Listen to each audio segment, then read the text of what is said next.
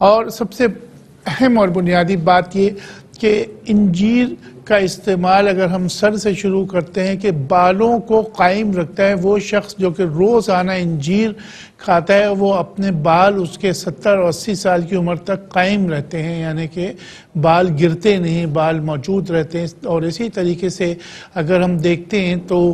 آنکھوں کے لیے چونکہ اس میں وٹامن اے کی بھی ایک بنیادی چیز موجود ہے, بہت عمدہ چیز ہے. اسی طریقے سے اگر ہم دیکھتے ہیں تو یہ چونکہ کیلشیم کا خزانہ ہے اس لیے سروائیکل اور ہڈیوں کے لیے یہ بڑی عمدہ دوا ہے. اسی طریقے سے ہم اگر اسے دیکھتے ہیں تو یہ منہ کے چھالوں کے لیے, منہ کے پکنے کے لیے, جن کا منہ عموماً پکا رہتا ہے اس کے لیے بہت ہی شافی دوا ہے. دانتوں کے لیے چونکہ اس میں کیلشیم زیادہ ہے, دانتوں کے لیے بھی یہ بڑی عمدہ چیز ہے کہ اس کے چھوٹے چھوٹے ٹکڑے کر کے چھالیا کی طرح آپ چھالیا کے بجائے اسے چبائیں تو آپ کے دانت مضبوط ہوں گے, چمکدار ہوں گے اور ان کی لانگ لائف ہوگی. تو یہ دانتوں کے لیے بھی بڑی اچھی, جیسے میں نے کہا کہ چھالوں کے لیے بڑی عمدہ چیز ہے. اور اسی طریقے سے اگر ہم چلتے ہیں کہ نظام ہاضمہ کو یہ بہترین کرتی ہے کہ ہاضم کا نظام جو ہوتا ہے جی آئی سسٹم کو یہ بہتر کرتی ہے. اور اسی طریقے سے اگر ہم آگے چلتے ہیں تو آنتوں کے لیے یہ بڑی عمدہ چیز ہے, خاص طور پہ اس کے جو بیج ہوتے ہیں اس کے اندر یہ خاصیت ہے کہ یہ آنتوں کو متحرک کرتی ہے. اور اسی طریقے سے جو ایک بیماری ہوتی ہے جس میں گلوٹن الرجی ہم کہتے ہیں کہ گلوٹن کی وجہ سے کی کمی کی وجہ سے یا گلوٹن الرجی جسے ہم کہتے ہیں, اس میں آٹا بند, فلانا بند, یہ سب چیزیں ایک طویل فہرست آ جاتی ہے, لیکن اس بیماری کو یہ ختم کرتی ہے. انجیر کا یہ ہے کہ فوق ایسی چیز ہے کہ جو آپ گلوٹن کے مریض اس کو کھائیں گے تو ان کی بیماری ختم ہوگی. اسی طریقے سے پیٹ کے امراض میں آتے شامل ہو گئیں اور یہ بڑی عمدہ چیز ہے کہ یہ پھیپڑوں کے لیے بڑی عمدہ چیز ہے, یعنی کہ فائبرائڈ جو کہنا چاہیے کہ لنگس کے اندر جو پرابلم ہو جاتا ہے, ٹی بی کے جو مریض ہو جاتے ہیں, بہت سے لوگوں کو اندر جو ہے بہت زیادہ جسے ہم اپنی زبان میں کہیں کہ لوتھڑے سے بن جاتے ہیں پھیپڑے کے اندر, جسے ہم فائبرائسس کہتے ہیں, وہ ہو جاتا ہے. تو یہ بنیادی طور پہ اس کے لیے بڑی عمدہ دوا ہے کہ اسے آپ اسی طریقے سے استعمال کریں. پھیپڑوں کی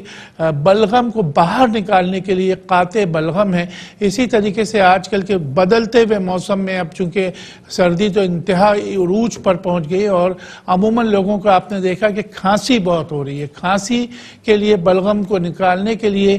دمے کے لیے بہت عمدہ چیز ہے. اس کا مختصر سا ایک جو شندہ بنتا ہے جس میں آپ نے 3 انجیریں لی اور اس کو کٹ کر دیا, اتنے بڑے بڑے ٹکڑے اس کے کر دیے انجیر کے, اور اس کے بعد اس کو 1 گلاس پانی میں اتنا ابالیے کہ وہ آدھا گلاس رہ جائے. پھر یہ پانی آپ چوس کے پیئے تو آپ کی کھانسی ختم کرنے کے لیے اس سے بہترین کوئی شربت نہیں ہے, اس سے بہترین کوئی علاج نہیں ہے. اور آپ کے دمے کے لیے بھی یہ بڑی عمدہ چیز ہے. میں ایک دوا بناتا تھا, میرے والد صاحب کا نسخہ تھا کہ جس کے اندر السی تھی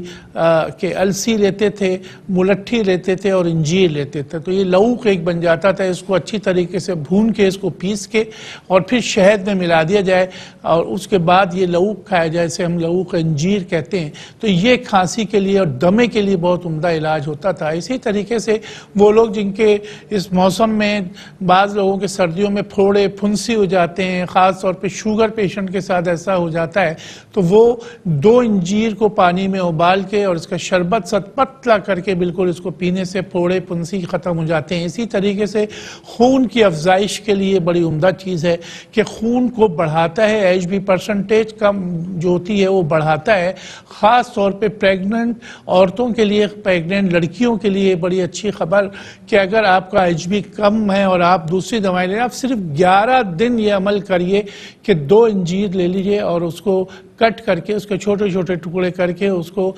سرکے میں ڈالیں. 2 چمچے سرکے لے لیجئے یا 4 چمچے سرکے لے کے کسی شیشے کے برتن میں ڈال کے رات بھر رکھے اور صبح اس کو